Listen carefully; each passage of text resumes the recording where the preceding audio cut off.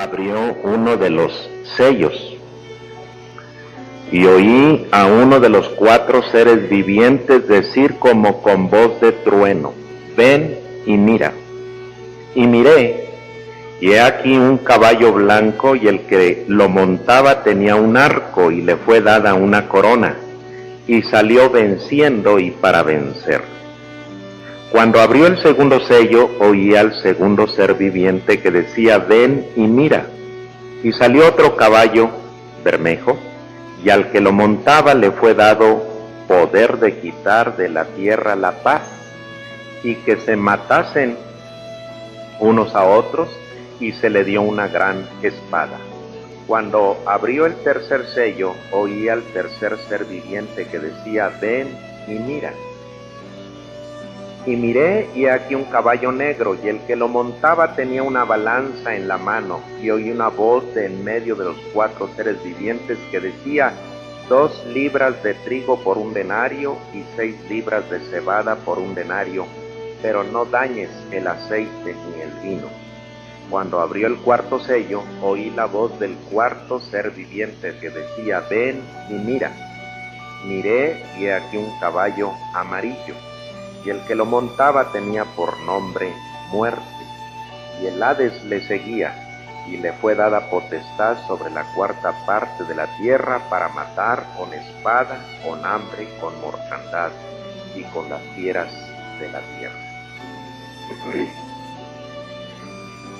En esta visión del Apocalipsis encontramos la figura del Cordero como aquel que toma el rollo del libro. Y es el único digno de romper los sellos que hacen de aquel rollo un rollo cerrado que nadie conoce su contenido. El único capaz de hacerlo es el Cordero. Porque en el capítulo anterior, capítulo 5, se habla de los méritos del Cordero para conocer los propósitos de Dios, la voluntad de Dios. Los méritos del Cordero para dar a conocer las cosas que de otra manera permanecerían ocultas.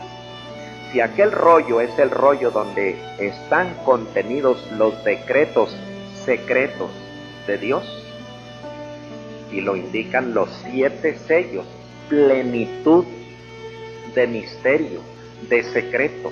Un sello es algo que cierra, es algo que no permite ver, que no permite asomarse, que no permite conocer. Pero entonces el Cordero viene y tiene poder y méritos suficientes para recibir de la mano del que está sentado en el trono, Dios mismo, el rollo de sus decretos, de cosas que han de acontecer en el mundo.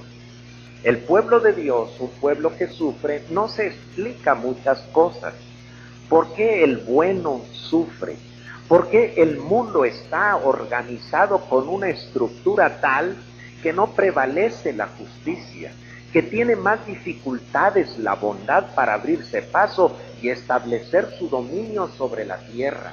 ¿Por qué el mal se ha levantado con el poderío y con el dominio sobre la tierra? Porque es más fácil que proliferen las instancias que conducen a la destrucción, a la disolución de todas las cosas. ¿Por qué? ¿Por qué? ¿Por qué?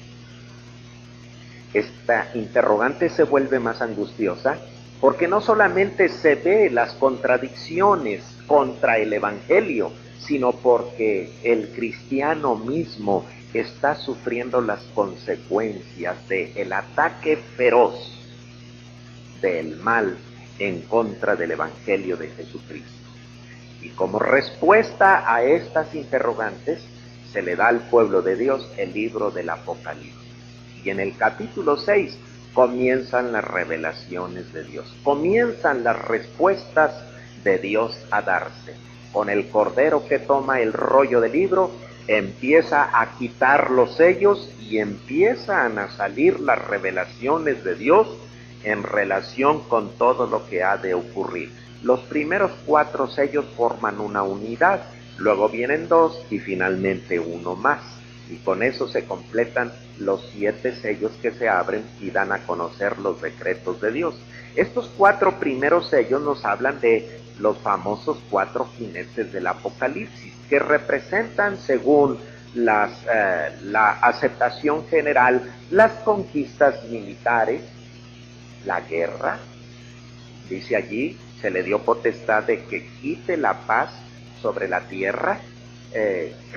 Otra cosa más que encontramos allí es el hambre como una catástrofe más que ha de soportar el mundo en los tiempos apocalípticos, y finalmente el caballo amarillo, que representa la peste o la muerte, las enfermedades y diferentes cosas que traen como resultado la cancelación de la vida. Dice aquí, le fue dada potestad sobre la 4ª parte de la tierra para matar con espada, con hambre, con mortandad y con las fieras de la tierra. Aquí hay varios elementos que atentan en contra de la vida del ser humano.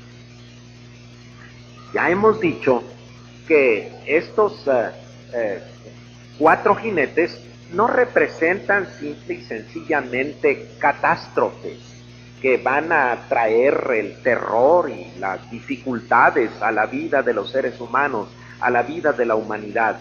Ya hemos dicho que los 4 jinetes del Apocalipsis representan 4 clases de recepción que se brinda al Evangelio de Cristo, o 4 clases de reacciones o de resultados que la predicación del Evangelio despierta entre las gentes. En un caso, es la irrupción del Evangelio de nuestro Señor Jesucristo de una manera victoriosa con la vida de Dios en la vida de las gentes.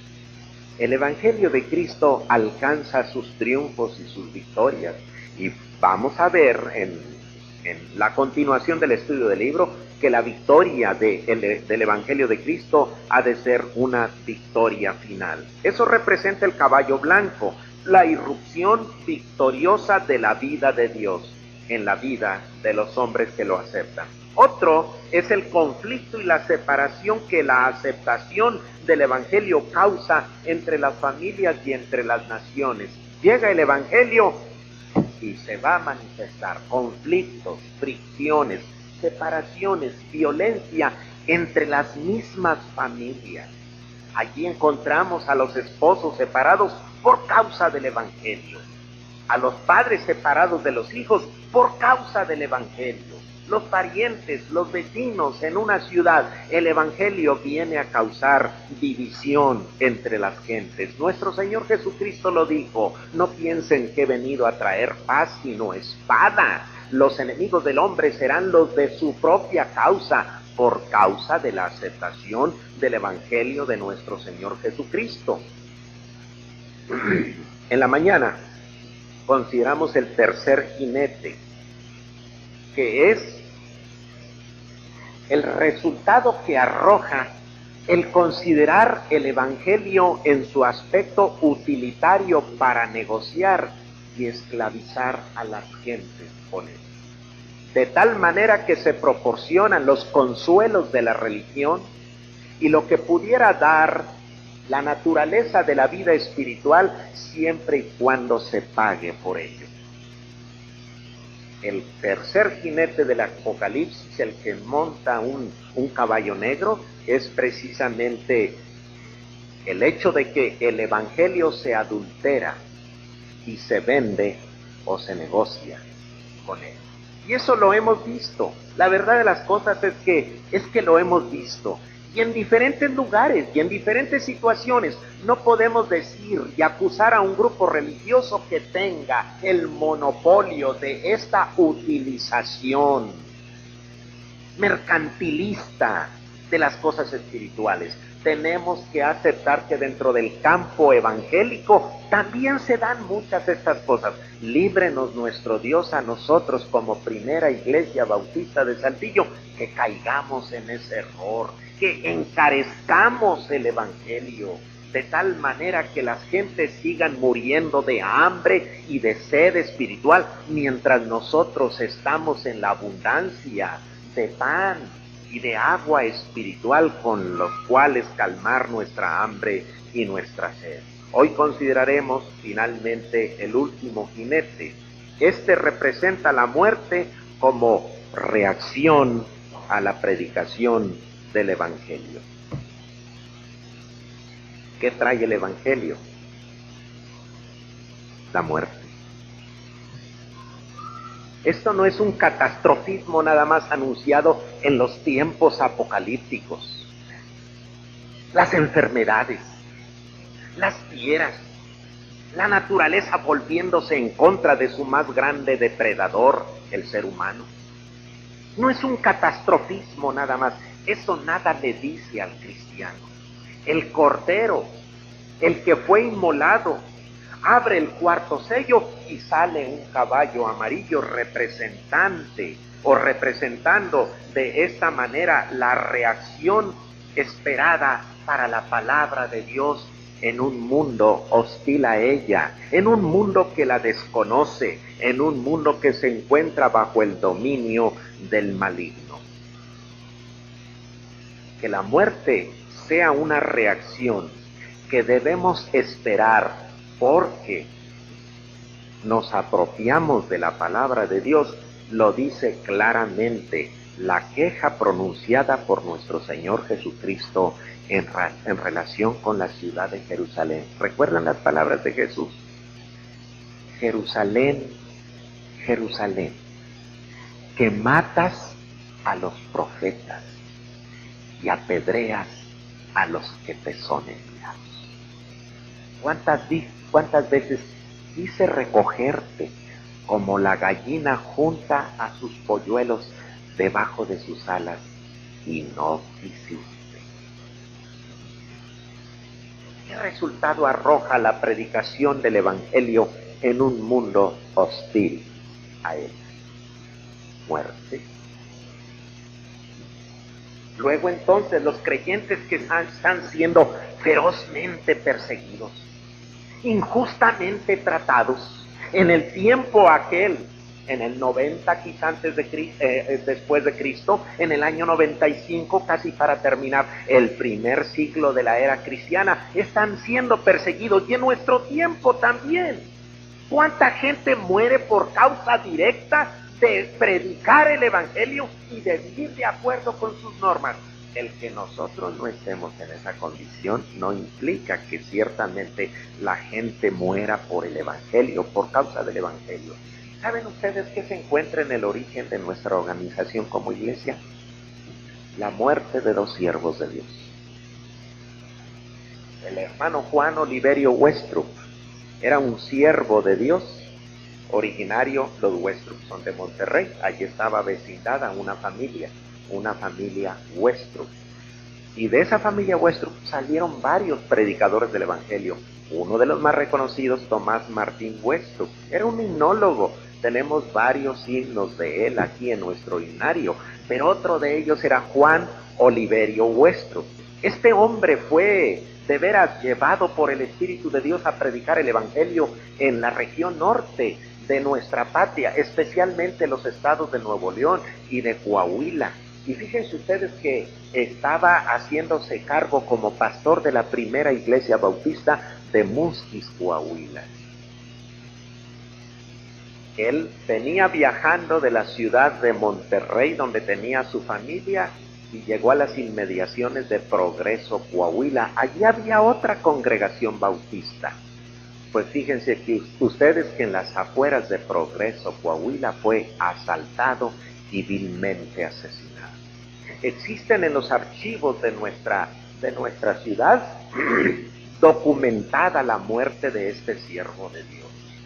Por orden expresa del gobernador de aquel entonces, don Evaristo Madero, se investigó de una manera detallada la muerte de este hombre, de este siervo de Dios. Don Evaristo Madero tenía inclinaciones liberales, era un hombre que daba oportunidad precisamente para que la verdad fuese conocida, y le pareció él muy importante llegar hasta las últimas consecuencias de por qué un hombre tan bueno que se dedicaba a la predicación de la verdad habría muerto. ¿Por qué se encuentra en este archivo municipal? No debía de haber en el archivo municipal algo que compete al territorio de Coahuila. Y entonces la explicación que le dan los investigadores de los archivos de cosas antiguas es porque vino la orden directamente del Palacio de Gobierno para que se investigara la muerte de aquel hombre. ¿Cuál fue la explicación que dieron? Las gentes que vivían en Progreso, que unos indios apaches habían tomado a aquellas gentes y les habían quitado la vida. Pero la verdad de las cosas es que fue por causa del fanatismo, por causa de ser predicadores del Evangelio. Sí, hermanos, muchas veces el precio que se tiene que pagar por predicar el Evangelio es la misma muerte. Aquellos hermanos que sufrían en aquel primer siglo de la era cristiana, se les podía decir, ¿y qué pueden ustedes esperar? Si han aceptado el Evangelio con todas sus consecuencias, esperen la muerte.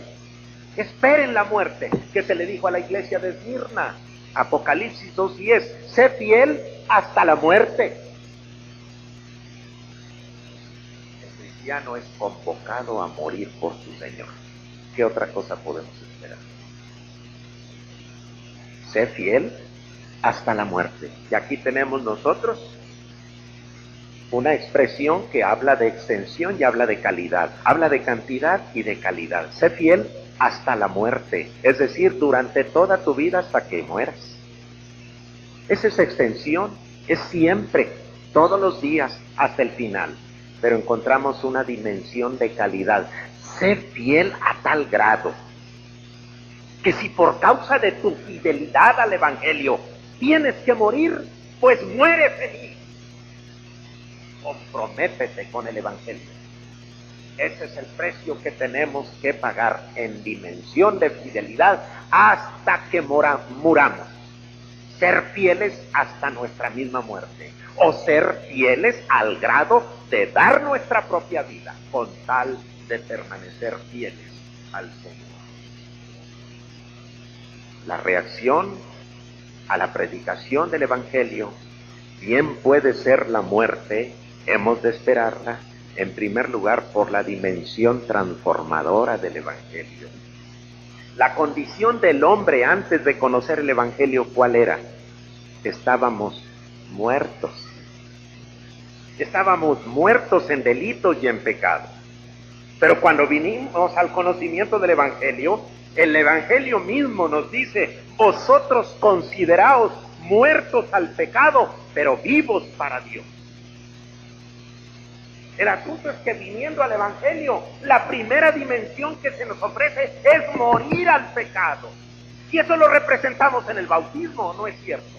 El bautismo, ese es uno de sus símbolos más preciosos. Hemos muerto a una vida de pecado por causa de nuestra aceptación del Evangelio. Y es nuestro compromiso morir para este mundo. No podemos nosotros separar del Evangelio la idea de muerte, la idea de separación, la idea de cancelación de una forma de vida que antes caracterizaba a nuestra vida de rebeldía y de desobediencia en relación con los mandamientos de Dios. Para el Evangelio de nuestro Señor Jesucristo, esa vida en realidad era muerte. Estábamos muertos en delitos y pecados y éramos por naturaleza hijos de ira, hijos de muerte, lo mismo que los demás. Pero Dios, por su mucho amor con que nos amó, aun estando muertos en delitos y pecados, nos dio vida juntamente con Cristo. Por gracia sois salvos. Aquí encontramos precisamente la dimensión transformadora del Evangelio que causa la muerte a nuestra vida de pecado. ¿Y qué es la muerte a nuestra vida de pecado? Sino vida eterna en Cristo Jesús, Señor nuestro. La verdad de las cosas es que si estamos vivos para el mundo, estamos muertos para Dios. Pero si queremos estar vivos para Dios, entonces tenemos que morir. para el mundo. En muchas ocasiones nuestra renuencia a aceptar esta dimensión transformadora del Evangelio obliga a Dios a colocarnos en valle de sombra de muerte, para que aceptemos que hemos de morir para el mundo a fin de que podamos vivir para Dios. La muerte es una reacción esperada a la predicación del Evangelio, no solamente por su dimensión transformadora, sino también por su dimensión de traslado. Aceptar el Evangelio es aceptar trasladarnos, aceptar ser trasladados. El apóstol Pablo les escribía a los colosenses y les decía: habéis muerto y vuestra vida está escondida con Cristo en Dios. No hay un lenguaje más claro que este. Al haber venido aceptando el Evangelio de nuestro Señor Jesucristo, hemos muerto y hemos sido trasladados a la cercanía y a la presencia misma de Dios. Ya no somos ciudadanos de este mundo, ya no somos habitantes de las tinieblas, hemos sido rescatados de la potestad de las tinieblas y trasladados al reino de su amado Hijo. Traslado es la idea esencial del Evangelio. Dice la Escritura que somos linaje escogido, real sacerdocio, nación santa, pueblo adquirido por Dios, para que prediquemos y anunciemos las virtudes de aquel que nos sacó de las tinieblas a su luz admirable. Fuimos trasladados del reino de la muerte al reino de la vida. Pero tuvimos que morir a ese reino de la muerte. Hay un pasaje en las Sagradas Escrituras que hablan acerca de esa dimensión de muerte, cuando dice: oh muerte, yo seré tu muerte. ¿Qué es la muerte de la muerte? Si no es la vida. Tenemos que morir al pecado a fin de ser trasladados al reino de su amado Hijo, y eso lo toma de una manera consciente en su decisión el hombre, para llegar a ser verdaderamente hijo de Dios. ¿Qué podemos esperar si aceptamos el Evangelio de vida? Ser trasladados de una dimensión de muerte a una dimensión de vida. Hemos de morir a esa forma de vida. Hemos de morir a la muerte, que significa tener al pecado todavía dominando en nuestra vida. Y esa es una decisión diaria y cotidiana: hacer morir lo carnal en vosotros. Y eso es algo que tenemos continua y constantemente que estar practicando: hacer morir al hombre viejo. Y en muchas ocasiones, como prueba final de nuestro discipulado, el Señor establece para nosotros el que ofrendemos nuestra vida en entrega sacrificial delante de Dios. Vivimos en un verdadero paraíso de libertad de conciencia acá en el norte. ¿Verdad que sí? ¿Alguien le ha perseguido a muerte por sus convicciones religiosas? ¿Verdad que no? En una ocasión estaba en un laboratorio en donde trabajé algún tiempo, repartiendo folletos relacionados con un culto muy especial que íbamos a tener en la iglesia a la que pertenecía. Era una semana de predicaciones evangelísticas como la que celebramos nosotros recientemente, y que iba a terminar con la presentación de un concierto coral de resurrección. Y yo estaba muy feliz con mis compañeros y compañeras, invitándoles: vengan, asistan, aquí está a la vuelta de la esquina el templo donde se van a celebrar estas actividades. ¿Saben qué me dio ¿Saben qué me dio la confianza de hacer esa labor? El hecho de que en una de las estancias era una casa adaptada para los fines de aquel laboratorio. Eran los laboratorios Sofía, especializados en la elaboración de colirios, de medicamentos para los ojos.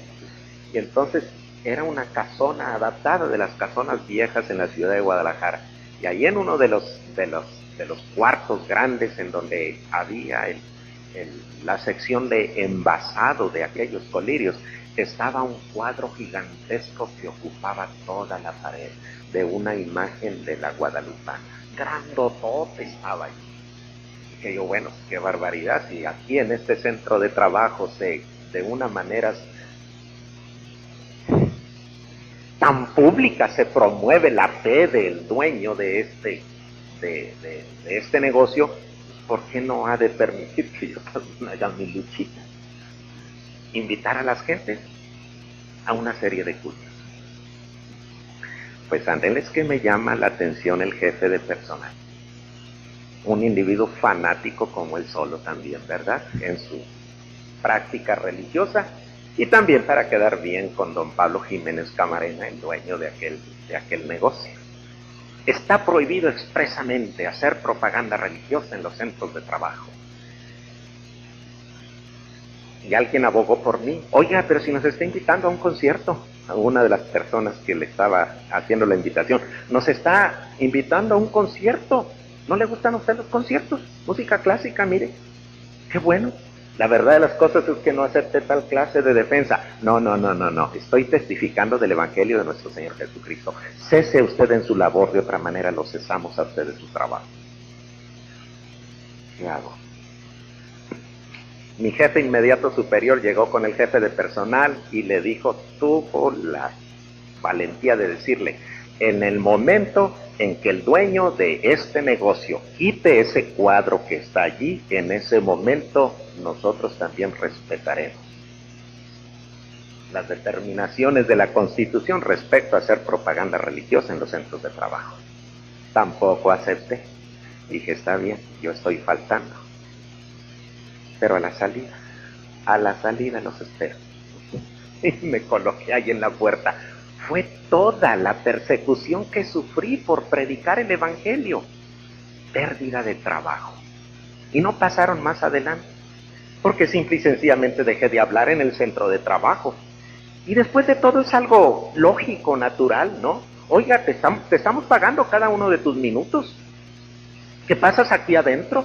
No los gastes haciendo propaganda religiosa. Trabaja para la empresa porque te estamos pagando para ello. Tienes razón. Por eso me salí.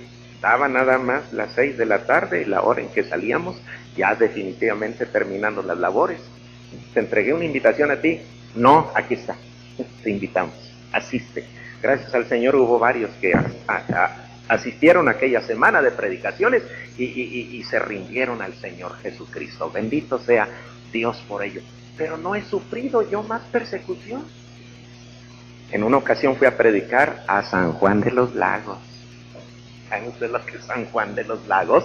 Fui a predicar el Evangelio allí y tenía allí cerquitita aquella catedral majestuosa levantada en honor de la Virgen de San Juan de los Lagos.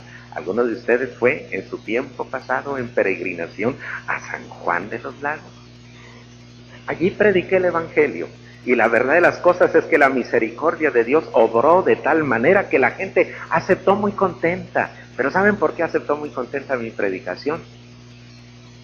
Porque creían que era un curita. Hoy uso barba. Antes me rasuraba completamente.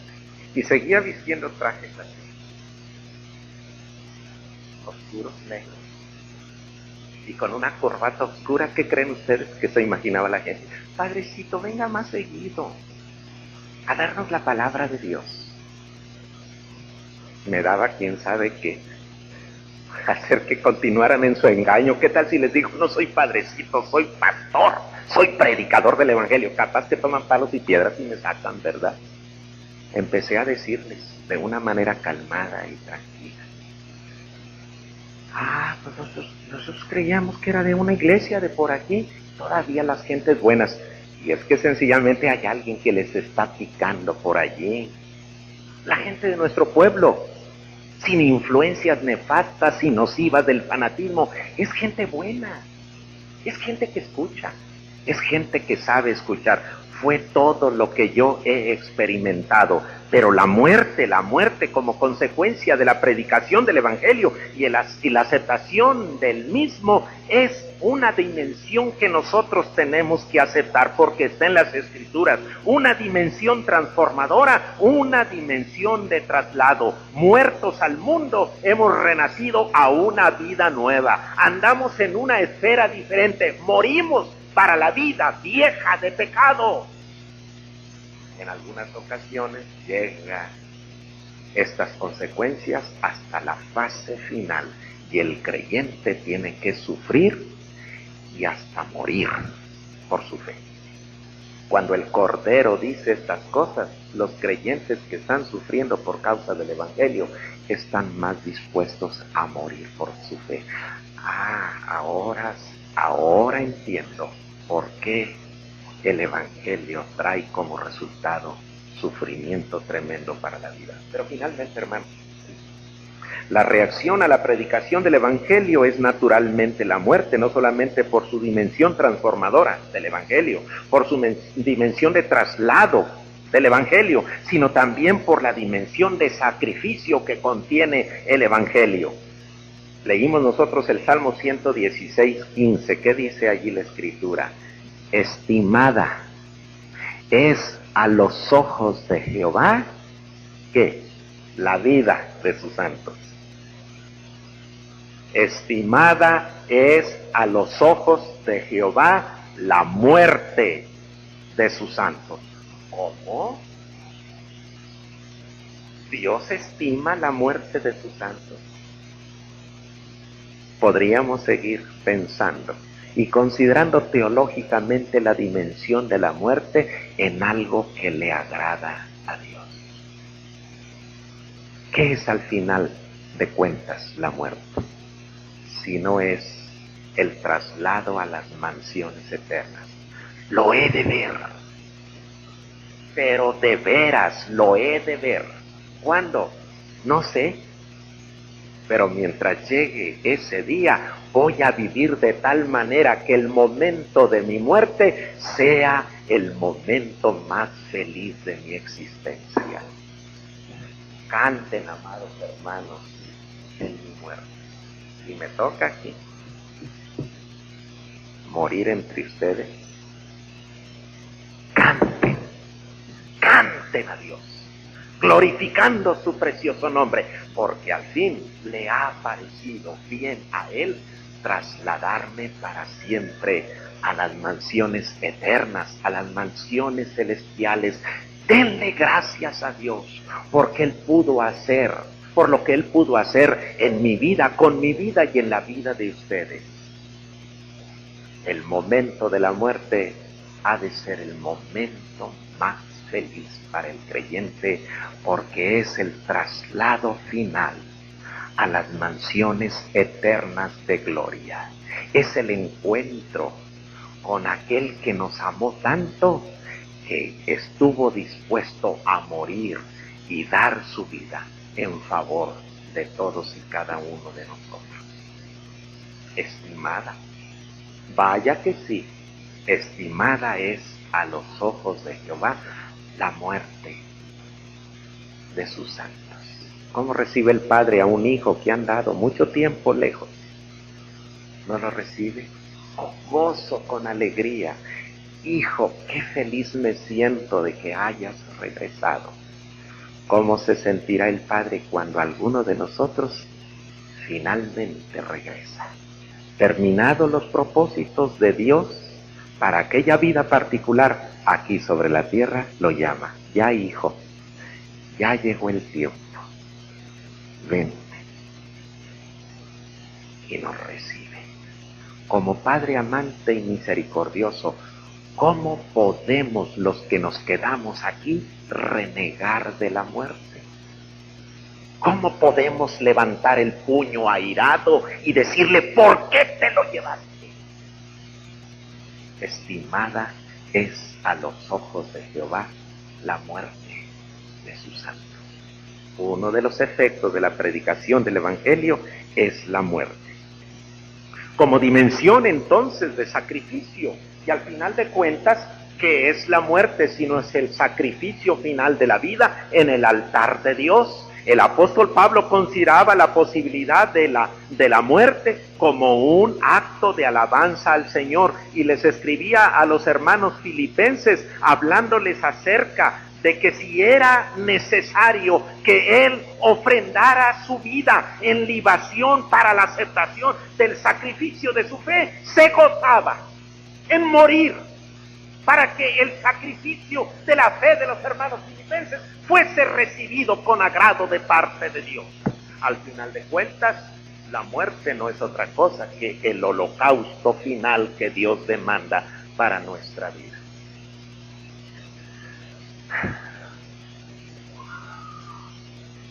Un hombre que entendió de estas cosas y que compuso obras imperecederas de belleza espiritual fue Juan Sebastián Bach.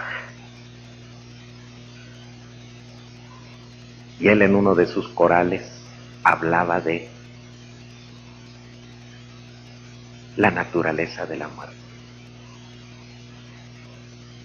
En alguna ocasión él pudo escribir la letra de un hermoso himno: ven, dulce muerte, a llevarme a la presencia eterna de mi Padre Celestial. ¿Qué es el caballo amarillo? Peste, destrucción, muerte, injusticia, etcétera, etcétera. El catastrofismo de los tiempos finales, que multitud de profetas que quieren hacer negocio con el temor de las gentes permite tal tipo de interpretación. Pero ¿qué es finalmente el caballo amarillo? Si no es la reacción que encuentra el Evangelio en la predicación de la verdad de Dios. Muerte. Pero al final de cuentas, ¿qué es la muerte? Es traslado a las esferas eternas